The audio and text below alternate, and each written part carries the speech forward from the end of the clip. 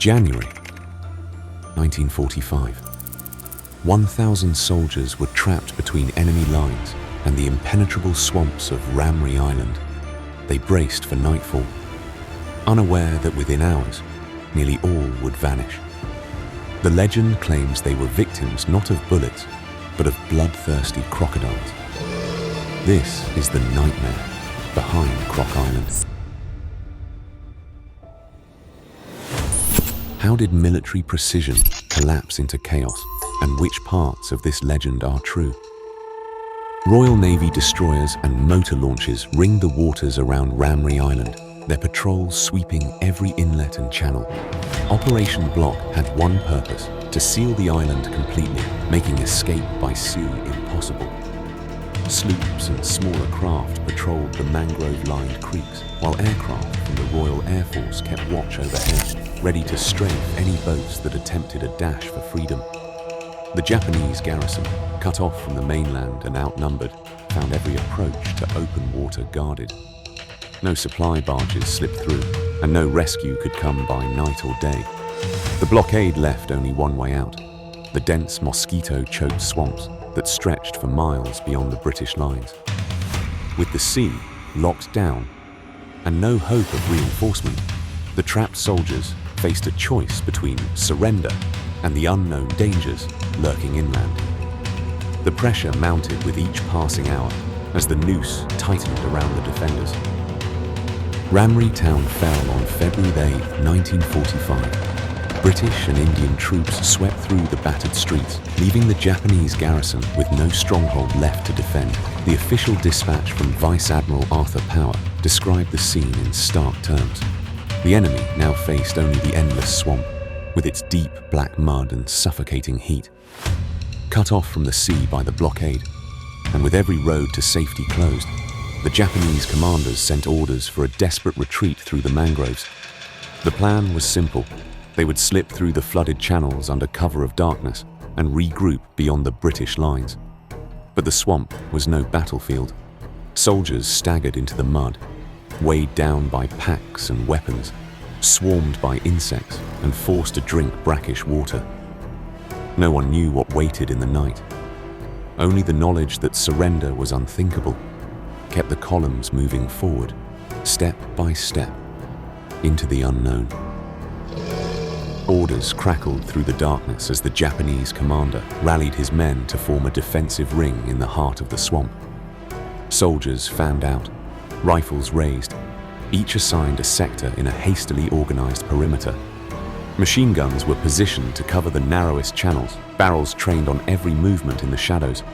The plan relied on overlapping fields of fire, each man's arc crossing with his neighbors, creating a web of bullets meant to catch anything that moved. In the thick, humid air, discipline held for the first tense hour. Every splash, every ripple in the black water drew a dozen nervous eyes. The men whispered terse warnings, fingers tightening on triggers as the night pressed in. Somewhere in the dark, unseen shapes slid through the water, testing the limits of human resolve and firepower. Rain hammered the swamp, dousing every torch and turning the ground to a sucking mire. The perimeter broke apart as the tide surged in, swallowing foxholes and washing away sandbags. Rifles jammed with mud, boots vanished beneath the rising water, and every shouted order was lost in the roar of wind and the slap of waves against tangled roots. The men tried to regroup, but the current tore them from each other, scattering squads into isolated knots. In the confusion, shadows slid between the trees, sometimes crocodiles, sometimes nothing at all. The last order from the commander, barely heard above the chaos, was to hold position until dawn. But the swamp didn't care about orders.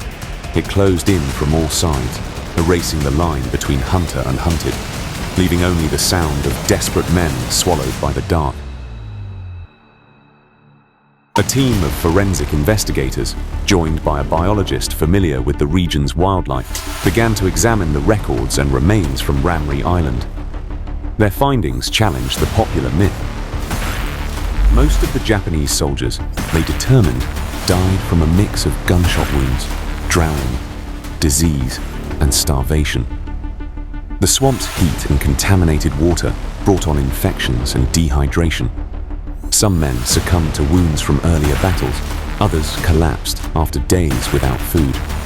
The biologist explained that while saltwater crocodiles are dangerous and certainly present in the area, their behavior does not support the idea of a mass attack. Evidence pointed to only a handful of deaths that could be linked directly to crocodiles. The vast majority of casualties resulted from the brutal conditions and the chaos of retreat, not from predators lurking in the mud. The story of Ramree Island's crocodile massacre took on a life of its own long after the war ended. A single account, passed on by a Royal Navy motor launch crew, described a night of chaos and screams echoing over the swamp, with crocodiles blamed for the horror. That version, retold in newspapers and later in books, grew with each telling. In 1962, a naturalist named Bruce Stanley Wright published a dramatic retelling that painted the swamp as a scene of mass predation. Soon, the legend found its way into the Guinness Book of World Records as the deadliest animal attack in history. A press reteller once admitted that it was the kind of story that prints itself. Historians, examining the gaps in documentation, point out how easily rumor and fear can become accepted fact. The myth of Ramree Island endures, shaped by repetition more than evidence. Crocodile attacks still claim hundreds of lives each year. Nature's power remains untamed, and legends remind us. Sometimes, the wild is more terrifying than any enemy. What do you believe?